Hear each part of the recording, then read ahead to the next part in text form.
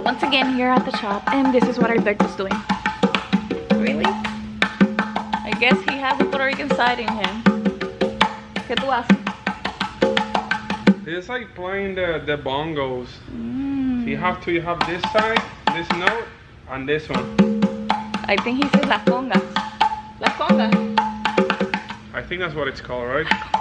It actually doesn't sound bad. Try it, try it.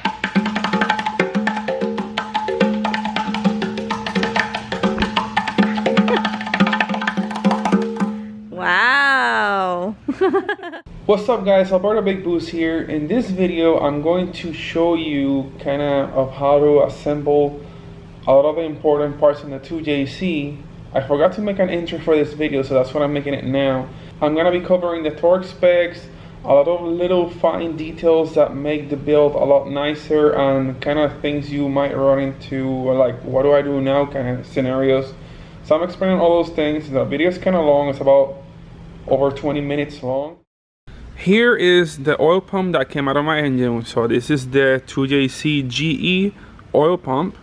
I already took the back plate off, so you can like inspect inside. One thing that I noticed is that the oil pump gear itself is smaller and it's thinner material than the GTE pump. Another thing is that up here there's no additional oil relief hole. Like you have this that returns back here, but the GTE has one around here that releases additional oil, so it's able to regulate pressure a lot nicer. On this side we have a brand new Toyota GTE oil pump. This is the part number that you're gonna be looking for to get the newer GTE pump. Once you open this, you have a fresh GTE oil pump. Now looking at the back, this is the additional oil relief hole that I was telling you about, and then that one is not available on the GE pump. Then another thing is that you'll notice that this plate is different shape than the GE pump. Like it's doesn't even line up anywhere the same. So I had a GTE pump open up earlier, and then you can tell that the thickness of the gear itself is a lot bigger, so this pump flows more volume. The pressure relief actuator has dual springs on the GTE pump, and it has a single spring on the GE. Also on the newer pumps you'll notice that it says Toyota, and then over here it actually says Toyota with a D, and then the GE pump will have the Icene logo and then Toyota up here. Having them side by side, another peculiar thing that is a big difference is the oil relief groove behind the front main seal. Look at the GTE has this really wide area to pick up oil from, versus the GE has just this tiny spot right here to pick up oil from. Then again, the seal on the GE pump sits forward more, since the oil pump drive gear seems to be a little smaller.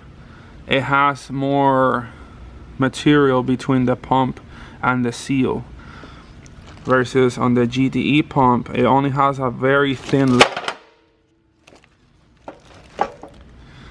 Take two. Versus the GTE pump has a very thin lip, so it needs a wider space to drain the excess oil from, so it doesn't blow out the front main seal. Now we're gonna install a front main seal onto the pump before putting it on the engine.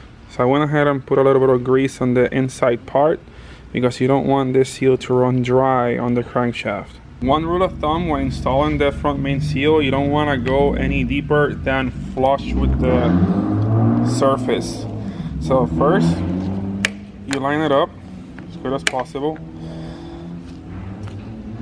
Then we're gonna use a hammer and just like tap it around.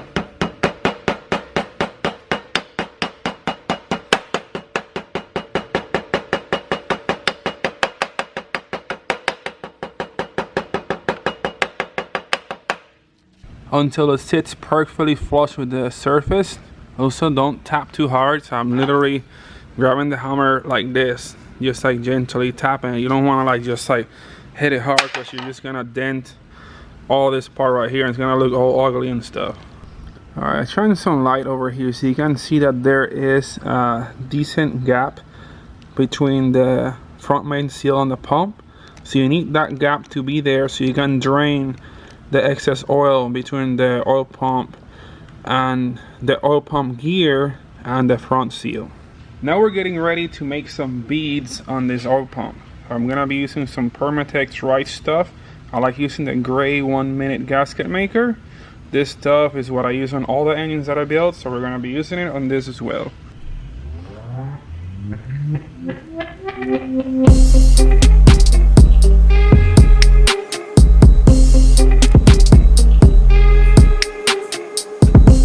And this is the perfect amount of silicone that you want for this.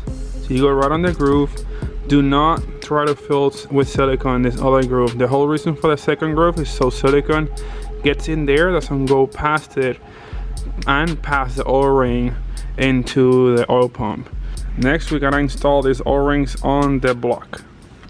So there's two O-rings. There's the high pressure side on this side, and then there's the low pressure. This is the one that picks up oil from the oil pan, goes through the pump, and then feeds it into the engine through this side. So we take this nice O-ring, fits right here, very nice. And then the bigger one fits right on there. Oh, when you have issues like that, so what I do, I put a little bit of grease on the O-ring. I like using some dielectric grease. So I'm gonna take some Permatex dielectric grease, put it on my finger, then kinda just rub it all over the O-ring. And that's gonna make it tacky. That's gonna stay. Also, the dielectric grease does not deteriorate the O-ring like other type of greases can. Dry rot it quicker. And then place it, and now the grease is gonna allow it to stay in place without falling off. Alright guys, now we're gonna install this. You see the O-rings are still in place. Now line the pump into place, then verify again, and the O-rings are still in there.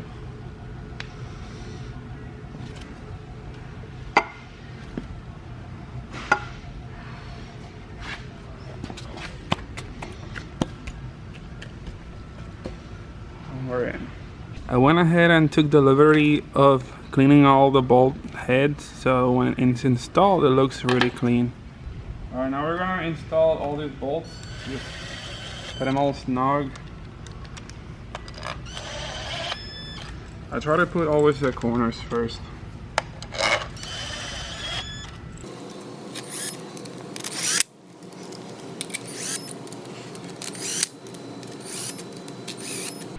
Now we're gonna torque the oil pump bolts to 15 foot-pounds.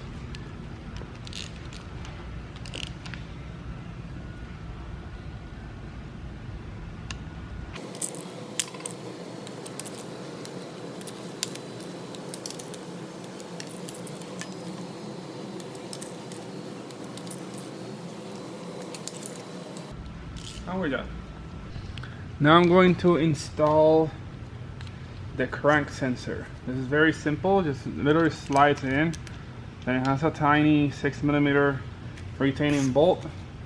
There's no reason to like actually torque it. You can just like hand tighten that. Just a very slightly or very slight pressure. It's not like has to be very tight. Now we can slide in our timing pulley. This is like pretty snug. I went ahead and cleaned it all up so it looks nice and doesn't have any trash into the new timing belt. Then once you have that in, it has this nice sleeve that holds the belt in place. And then there's this little guy that also goes in this corner to keep the belt from jumping on the crank.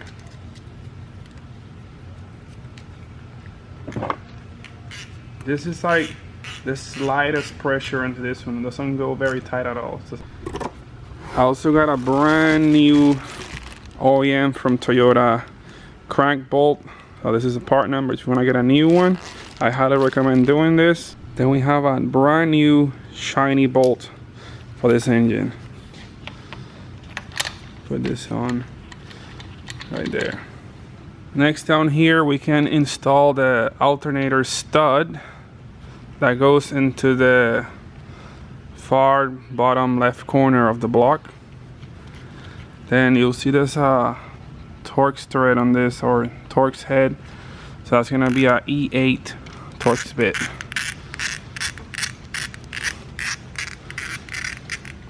Put that on there, then put it nice and snug, good to go.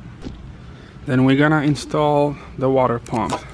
This is very simple. It only uses an O-ring here, which I already put a little bit of grease on this so it stays in place. Kind of hard to like work it to stay in there. It's a little bit bigger than the hole, so I have to use all my fingers. And there we go. It's kind of tricky to make sure that the O-ring stays in place, so like you gotta like pay attention to it. If it starts coming off, you gotta put the oil pump in quick enough. So it looks good, so we're gonna line up the pump and start mounting some of the screws.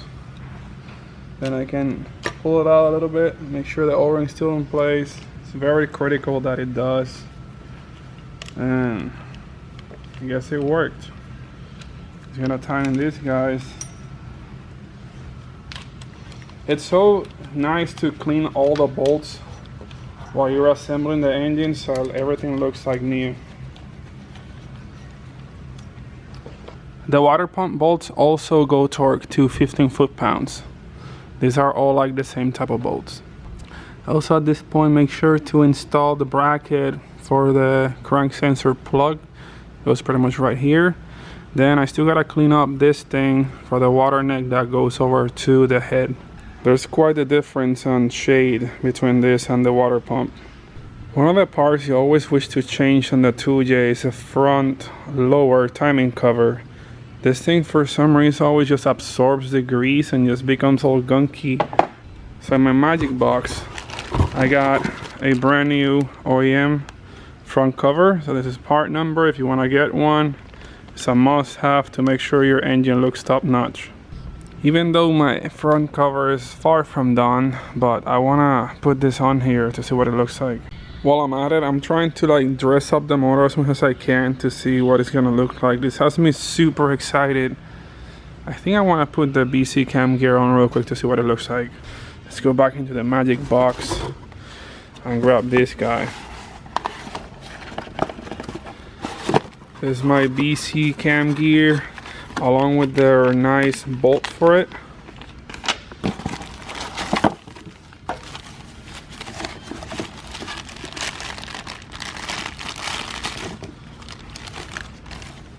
Oh, such a beauty. Now let's slide this thing on, see what it looks like. Ooh, I need that bolt. I also got this, are the extended size or extra large filters for this car. A pretty nice filter from Toyota. This is a part number as well. And I'll just screw this thing on here real quick. And we have oil and set up. I almost forgot that at this point I should install the rear main seal while I'm at it. Then I can install the lower oil pan, or I mean upper oil pan, but I have to modify that first. Here we have the rear main seal. This is the seal itself, and then the housing for it. I already went ahead and removed all the silicone from the groove. You want to add new fresh silicone onto that groove so when you install it back. Now to put this on is very simple, just like pretty much like place it here, and then we're just gonna tap. Oh, I can't really do it with my hand. So we're gonna hold it with one hand and little by little tap it.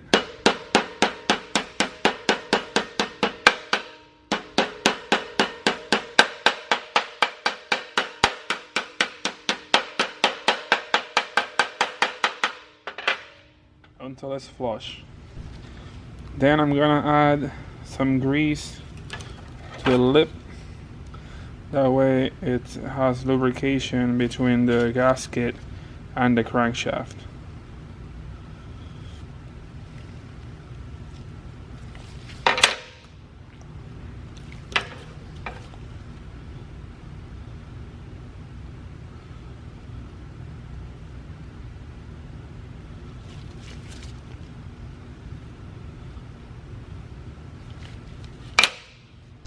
Now we add a nice bead of silicone.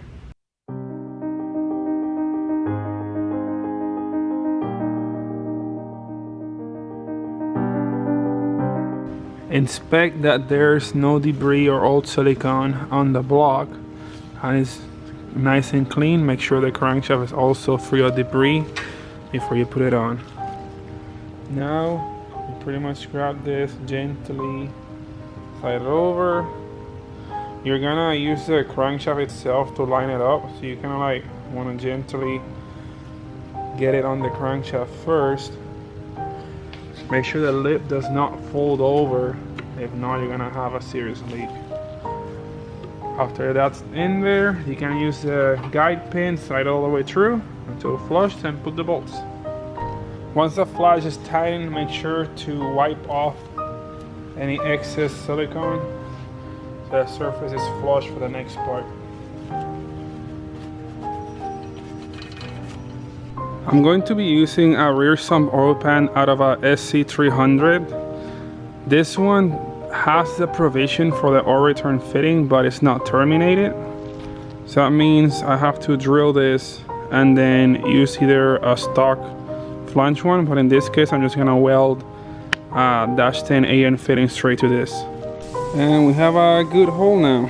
So I made the hole super large, that way it has no restrictions draining into the pan. And we grind off the surface to make sure we have a nice clean welding surface. Then I can use my nice Vibrant -10 weld bong.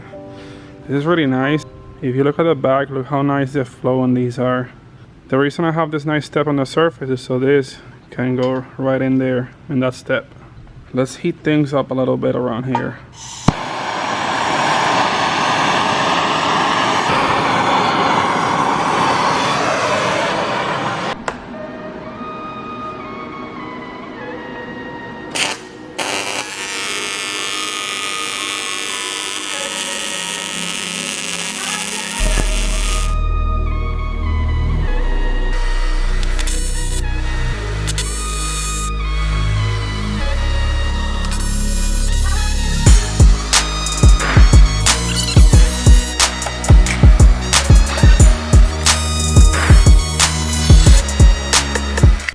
Here's what the inside of the return fitting looks like. You can see the hole's much smaller on the fitting than the one that I did, so it just flows. Then I also did like this nice little like turn down part here, so you can just like flow into the oil pan. Then I threw a little bit of paint onto the upper oil pan so it looks a little bit better. It was kind of hideous before, so now it looks nice and clean. I brake cleaned the rest of the inside of the oil pan, so it's all nice and clean, no more like really bad brown spots. I also hand brush every single bolt to take all the silicone and grime off so they look nicer. This is much nicer now, all cleaned up. Then we have this nice oil level delete plate from Drift Motion, so I'm going to install that. And to top it all off, I have a new inspection hole cover. That's the one that covers this big hole right here. I got here 2 more O-rings. This one's gonna be the O-ring between the block and the oil pan, and the little one is a new O-ring for the dipstick. I put a little bit of grease on the O-ring, place it right here, and now we just put some silicone on the oil pan and put it on.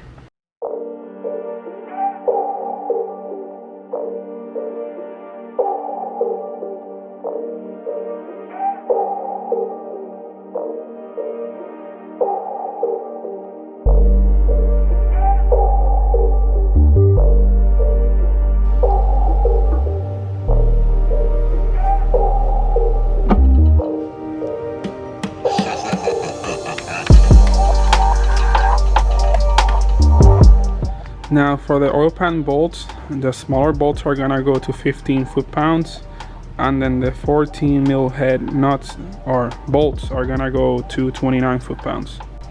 The reality of this. No. Well, if you're a mechanic, you know. Oh, Alberto, can I kiss it? He's mad at me. Has something else that hurts you can kiss. Oh, look who's here. Alberto hurt himself. Show him some love. Give him some love. See? We're here to support you. Uh-oh. Hi to all the mechanics that, you know, work hard. Hands can hurt. That's the reality of it, Alberto. Yeah. He doesn't want to show the hard part. He works hard.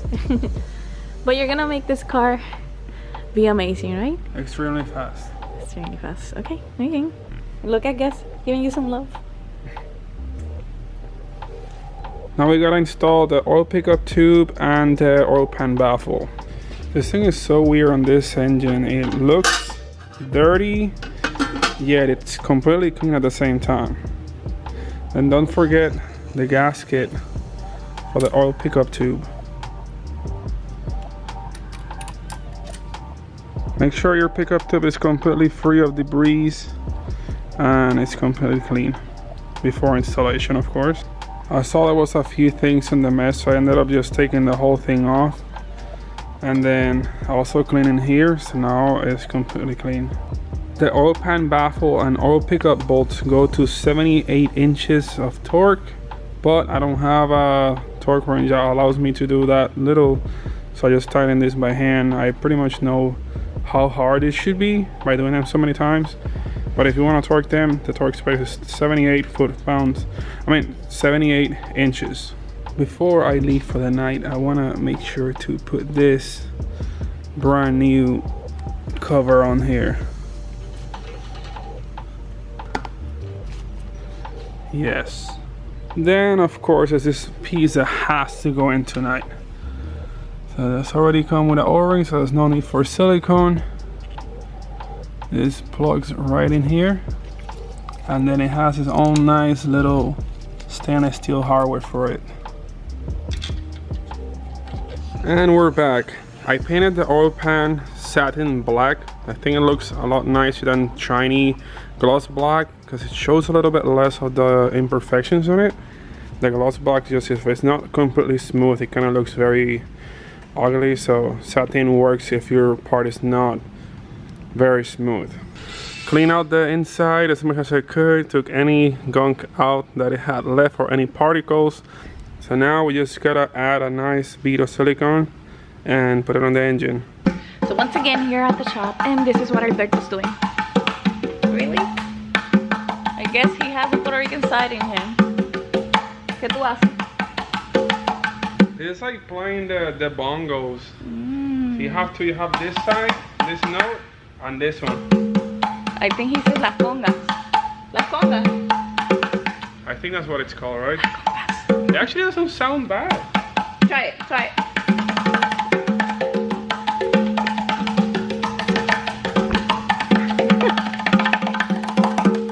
Wow.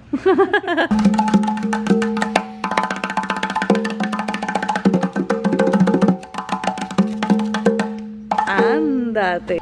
Sharon's gonna give it a try. I think you got better rhythm than I do. Have you done this before? This has to be the most epic silicone applying video ever. Check this out.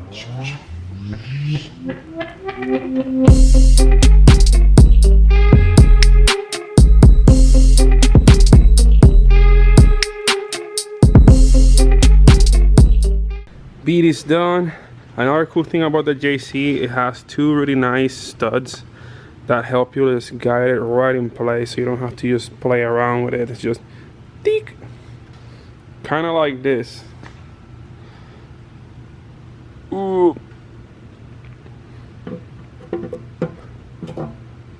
Tick. These bolts also go torque to 78 inches, but then again, I don't have a small enough torque range for that, so I just hand tighten them.